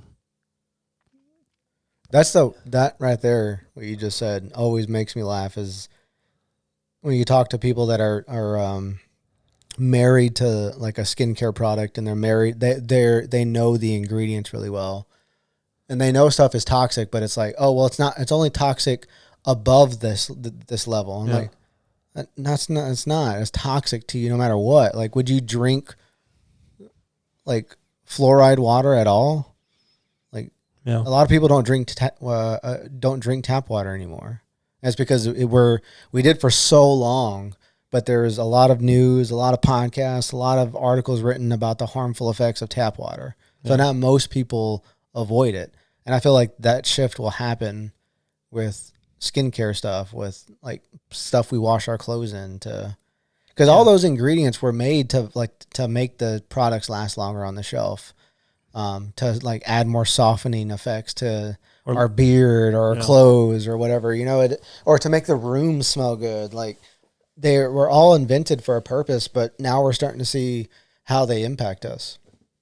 And I love, dude, the best feeling in the world is when people come up or they write a review and they say, or they send us a picture and like say, hey, like, I couldn't get rid of this psoriasis spot for the longest time, or I had eczema, like, I couldn't get rid of this. And we get those pictures. This is the only thing that worked. It's like, holy crap. That makes you feel good. Yeah. And we're not like, it's nothing like that we invented. We just discovered it. It's simpler now. Yeah. I think we go generations, and then like, say there's this one company, like generations go by, and then another company wants to start, and they're like, well, how do I make this stuff? And then we've come so far, we're using all these chemicals, like, so I need this chemical, and what is it for? And we're like, okay. And some of that's a little influence from the companies who make the chemicals, like, hey, you need to add this or whatever. Yeah. Or sometimes we're just putting products in there to make it look aesthetic. Like, I want this to look blue like the ocean, so we need to put these food coloring components in there. But then you start reading about, like, you were looking at Indian tribes or whatever, and then you realize, I only need three products to make this. I need 3 ingredients to make this, but this thing has 12. And we've come so far, and we're indoctrinated that you need all this stuff to make this product. Then you're like, oh, I really need 3 products, and it's healthier, and I could probably eat it, and it's like not going to burn me, and it's not going to have all these harmful effects. It's like industrialization has gotten us to where we just are dependent on all this stuff, but we really don't need it. Yeah. It was like started with the good intentions, right? Like mass producing products for good intention. That way we could, get the most product out at once to everybody. Yeah. But once you become, I forget who I was talking to, this guy named Daniel I was talking to, he was talking about, like, at some point you become too big where you have to cheat. Yeah. Like he's Bison, North Star Bison. He sells meat direct to consumer, and then he's also in some stores too. But he was saying, like, I can't get much bigger, and otherwise I'd have to start taking shortcuts. Mm-hmm. And the quality of like what I provide is gonna be impacted. Yeah. So these companies get bigger and bigger and bigger, and they want to produce more product, and you got to like keep it on the shelf longer. So you got to add more inputs to keep it shelf stable. And I don't, it's wild to think that, oh no, like what did the Pilgrims or the Indians use before before the Industrial Revolution? They used animal fat. They used plant oils that they made from themselves. Yeah. That's it. There was no fucking Ulta. You know, there wasn't a Sephora Are you around. sure about that? I hope there was. There should be. The video that always gets me is like they try to use all these rust products, all these like spray foam rust removal sprays. So they have like 3 tubs of things, and so they have 3 parts that are like corroded or rusted, and so they spray like these 2 top of the line rust prevention sprays or removal rather, and then the 3rd tub has just vinegar in it, and they just put it in it, like dump it in there, and then it gets rid of the rust faster with vinegar and more of it off, and these other ones are like designed for rust removal and they do much worse of a job, and it's like, and then there's all this marketing. They have a shiny like rim on there, like it's all this shit, but it doesn't even do what vinegar does, and vinegar's way cheaper than these products. It's like, that's where I'm like, how do we get here? Yeah. Well, it's the convenience of it. Like, you know, so we're about to do laundry stuff. The only problem, and it's not really a problem, is that when you take it out of the dryer, it doesn't have that fake, like artificial scent that people like. Yeah. That people are used to. Like, oh, does it smell like clean linen? Like, that isn't fucking linen. It's like that synthetic fragrance that's attached to your clothes. That's not like fresh linen. That goes in your bloodstream. Yeah. That is hurting you in ways that, you know, we probably really don't even understand what it's doing to our body. But that's the convenience. Like how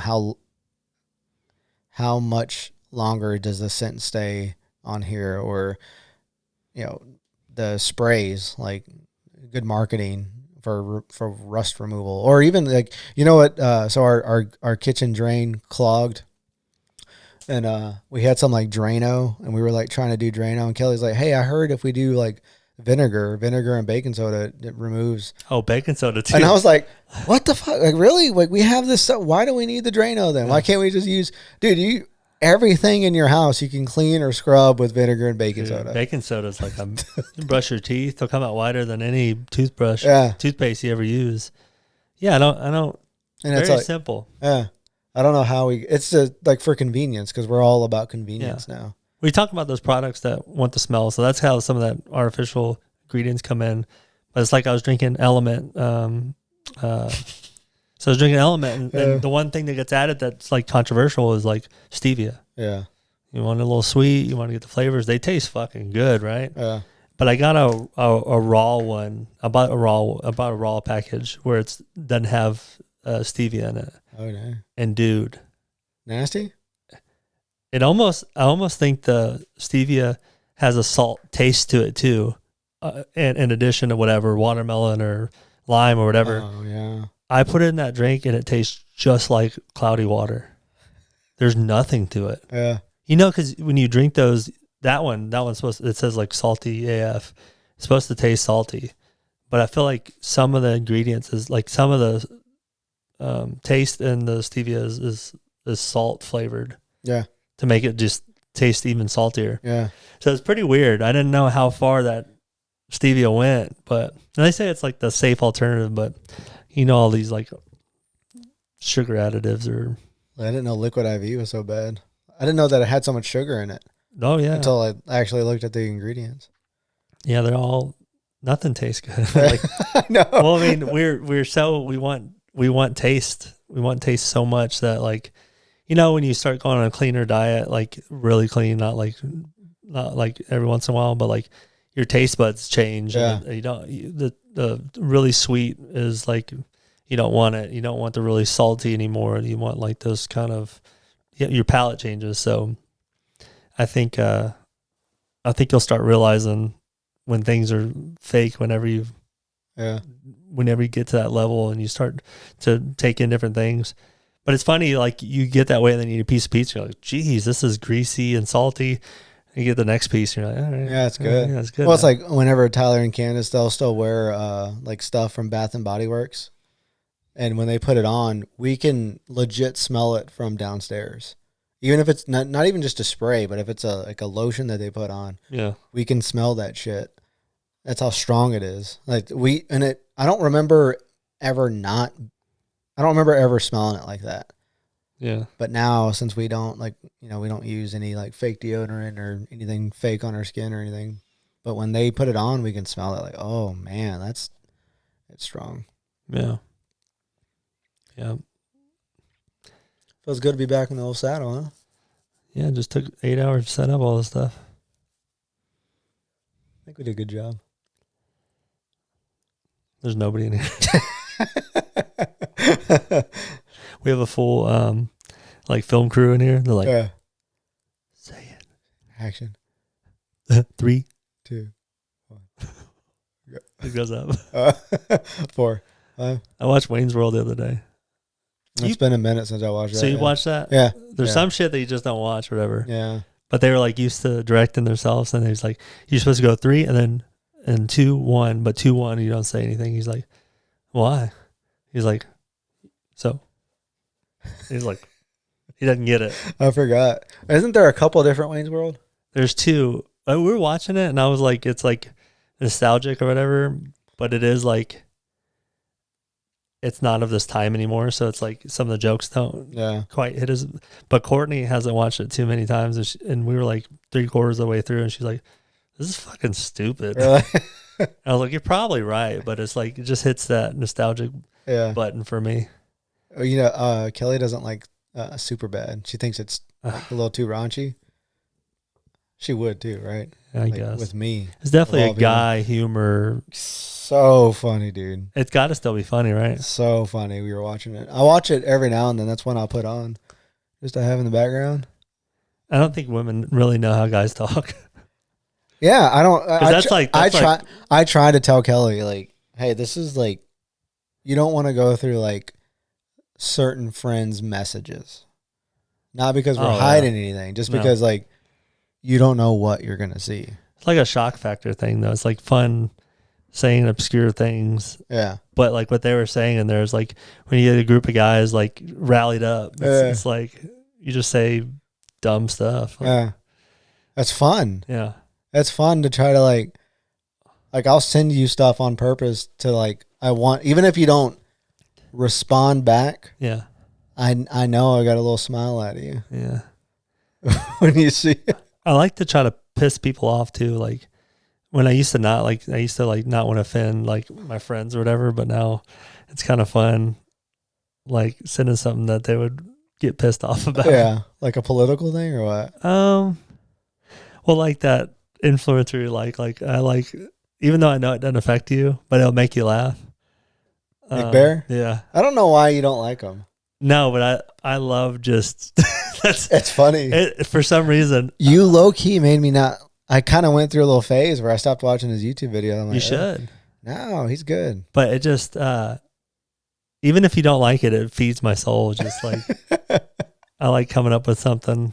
I put some thought into it now. Do you really? That's why I still follow him, so I can just like, if he posts something that's like really good, like, you know, something, because he goes too far in sometimes, like with his emotions or whatever. Like you can't go all the way. You gotta like kind of still be funny, or else you can't take yourself too serious because it's gonna come back on you. Oh, do you think he's too serious? Well, he'll do like some emotion, like run in the rain. It's like, all right, we get it. Like no matter what, you're gonna go out there and run.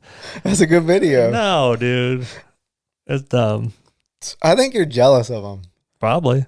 I think you're low key jealous of him. Probably, but I like the fact that you think I hate him, and so then I like. You don't hate him? We'd probably hit it off if we ever met. Not if you heard this. If we ever met, but when he listens to this, when this comes out next week, I'm sure he'll be our first listener. He probably does. I think he listened to us whenever we talked to Taylor Collins because some exact questions that we asked, he asked. Dude, speaking of that, we're the fucking front runners.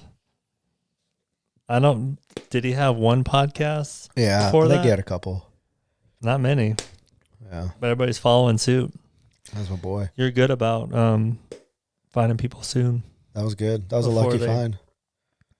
There's just so much people with talent and doing good things, but now there's so many podcasts that's like you're gonna get approached even if you're not like doing great things. Like, I know. so it's tough. There's a lot more people I want to have in the regenerative agriculture space, like around us, that are close. I'm gonna be like, you're gonna have all this knowledge, and I'm just like, so farming, huh? Get some animals. So agriculture. I might not be able to say much on that. No, you will. Right. It's all the thing. The reason I like it is because it's all encompassing into everything that we like. Literally everything that we talk about. Not everything, but most of everything from like a health perspective, diet perspective, like what we're just talking about, the stuff we put on our bodies, for like all of that is involved in agriculture. Of course. Hey, serious question. Now that I got you here. Hey, now that I got you, serious question. Are you done with the vegan lifestyle? Yeah, I stopped. I know, but are you against it? Am I against veganism? Yeah. No. You still think it's beneficial? If it's done right. So I haven't fully converted you yet. Yeah, I don't know. It's so hard to believe because some would say I didn't do it long enough. I don't know. Really? I don't know how many years. And You did it like 4 years. But I never did supplementation, and I felt like I never felt sick or anything. Like you talk about like B12 supplementation, like some of the things like omega 3s, like the things that you can't get from plants. Like I felt great. And the thing I'm against is like the processed vegan, processed food vegan. The fake meat meat and all that. Like doing all that shit's not healthy, but I think because I did it for like maybe 2 years pretty, like I never, like the things didn't exist, like fake meat and all that. It was like we had tofu and stuff, which we would add, but it wasn't like chicken wings and shit. Like that stuff came after. So, but I was at a manageable weight. Like all my vitals were good. Like I never felt sick or anything. I felt really good on it. So like, but I think they say after, I don't know how, like I would be curious what my B12 looked like. I didn't check that at the time, but that's always the argument is like, that's one of the arguments. yeah. I would be curious to know and what you would feel like, and like from just overall feeling, and what your health markers would look like. Yeah. If you went longer. Did you ever get your health markers looked at, like your blood work? Mm-hmm. That's like the telltale. I want to see what that stuff it looks like. You remember Courtney? We were doing fruit. We did fruit for I forgot about that. almost a year. Yeah. And all the nurses at her hospital were like worried about her because we were getting skinny or whatever. And they got so riled up that they went to her manager and was like, "Hey, we don't think this is healthy for her." Like as if it's anybody's business. But so the manager came up to Courtney and was like, "Hey, let's do some blood work and see if you're okay." And because people are starting to worry, and I'm worried too, or something. Everybody's worried about me when I was doing it. Like they were like, "You got super skinny though." That was during the fast. Okay. It was more of the fast. I was down to 130. Yeah. Fast. But so took her blood work, and then a couple of days later, they were like, "Oh, everything is like spot on." And so after that day, when it all came back and everybody knew, like, "Hey, what kind of fruits should we eat?" And like, what's the best for this, or what are you doing? They all started bringing fruit. The next couple of days, they brought like grapes and apples. How long into the fruit thing was this when this happened? It was probably like 6 months. Do you think that's what it was? Enough time. Well, no. Do you think that's what it was? Like her body was just flushing all the bullshit out, and there's a period of time where I feel like you can benefit from veganism, or any diet really, but especially veganism. You can probably go for a pretty long time, and still have good markers. But I don't know if it's 2 years, 3 years, or like I've talked to, I don't know, 4 or 5 vegans on the podcast that have switched because they're like they developed all kinds of stomach stuff. Yeah. And they all say like 4 or 5 year mark was when they noticed that the good stuff was switching and it was almost reversing. I think you're right. Because I didn't go consistently for that many years. So I was always like floating between vegan and vegetarian and like all this stuff. So I think you're right. Say I'm at 200 pounds now, and I get on the vegan diet, and then those couple years of just losing all that fat and all that chemical, all the crap that's in my body, like detoxing, because I'm just kind of eating like a whole food based diet. And I think probably at those year marks or whatever, your body is cleaned up, and then it needs those essential vitamins again. And then maybe where you're not taking those in, you start to have the problems or whatever. Yeah. I've seen some long, it just depends on who you are, but I've seen some long, like 20-year vegans look good, and I've seen some 20-year vegans look bad. Yeah. I for sure think it's possible for people to be successful on it. Yeah. I think it'd be dumb I think it's dumb to believe that no one can thrive on that diet. Yeah. That there's not like an outlier that can thrive on the diet. But I think the vast majority of people are going to live optimally on a whole foods animal based diet.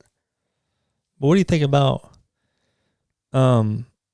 this all meat? Like, what's the guy's name? The doctor? Dr. Sean Baker? Yeah, like he's starting to just introduce more and more stuff as if eating just meat. I don't think he's like a taste person where he's like, I just need something sugary. I feel like he's doing it all intentionally. Like he thinks that he's missing something from the all meat diet. So he's adding the... Oh, you're talking about Paul Saladino. Yeah. Paul Saladino. Yeah. So he's adding like the fruit and the seeded, everything that's seeded's a fruit or whatever, but like the seeded vegetables or whatever. So like at what point is he going to add the next thing? And then he's just going to be right back to a whole food diet that includes all the fruits and vegetables. The reason I like Paul Saladino too is because he wrote the carnivore code or whatever it was, and then like retracted it. And once he realized that he was missing stuff, so that I feel like when people do that, like he put himself out there, and then he realized that he made a mistake, and he got more information, and then he like rewrote it to add information, which to me, that means I can trust you if you're able to publicly acknowledge that you were wrong. Yeah. But I don't know if he'll ever I don't think he'll ever add bread from the store. I think he has talked about like sourdough bread, like for sure. I think he's a whole food person. I think he's whole foods, like from like what he shows on social media. But I think the info that he shares is like more animal based approach. Like you need to be eating eggs and steak, and if you get chicken, they need to be like pasture raised chicken. Like, I don't think he'll veer away from that. Dr. Sean Baker now, he's like 100% carnivore, but he did like open up a little bit on the Rogan podcast this last time he was on, and he said that he'll have like a pizza occasionally at his like doctor, which is wild, like his daughter's like birthday party, because I thought he was like 110% carnivore. Yeah. But when he said, he's like, I'm not, all the time. Like, well, my daughter's birthday, I had like a cupcake or something like that. Yeah. So, which was pretty wild because I was, I follow the carnivore community pretty closely, and don't post a potato on your fucking carnivore page. Yeah. Don't do it because they'll fucking annihilate you. It's a cult. Yeah. The carnivore community is just as bad as the vegan community. I think it's like the left and right perspective. It's tribalism. Yeah. I believe in the whole 30 philosophy. And it's like there's no breads or whatever, just meat. They don't acknowledge dairy or nuts. No, sorry, legumes. So it's like legumes and peanuts supposed to technically be legumes, so they don't acknowledge that, or any kind of filler food. So like grains like rice. Potatoes somehow got in. I feel like, I don't know why. If you cook potatoes, it gets rid of, I don't know what it's called, but if you cook That's it, why it they gets don't rid let beans in. It's because you have to cook it to make it edible. But there's always things going back and forth about root vegetables that aren't like some diets are just all root vegetables. Yeah. And then some are like a lot of, I think Indians didn't do some root vegetables. Yeah. I forget what the reason was for. It's like, it was kind of an interesting reason why they didn't do it. I think because of the, all of the, what is it called? Like the glyphosate stuff? No. The chemicals being sprayed? The type of bugs within the ground that affect the vegetables, whereas they don't on the outside. I forget what it was. I have to look it up. I don't know. You want to go get some pizza? Yeah. Yeah. You want to call it or what? Yeah. It's a 2-hour podcast. Shut the fuck up. Yeah. 1:55. Good thing it's your turn. Am I doing the teaser thing or are you doing the podcast? Are we doing a teaser thing? Oh. This is a big moment. I don't care. I could do a teaser. I kind of want to do it. You want to do the teaser one? You want to edit this? I'm going to try to find an AI video. Yeah. This one's going to be, I don't think we've ever done 2 hours. You don't think so? Have we? Should we do 2 hours with somebody. Should we do a part 1 and part 2? Probably not that interesting. I think Nick Bear's going to listen to it. Oh, yeah. Just tag him. Tell him what time.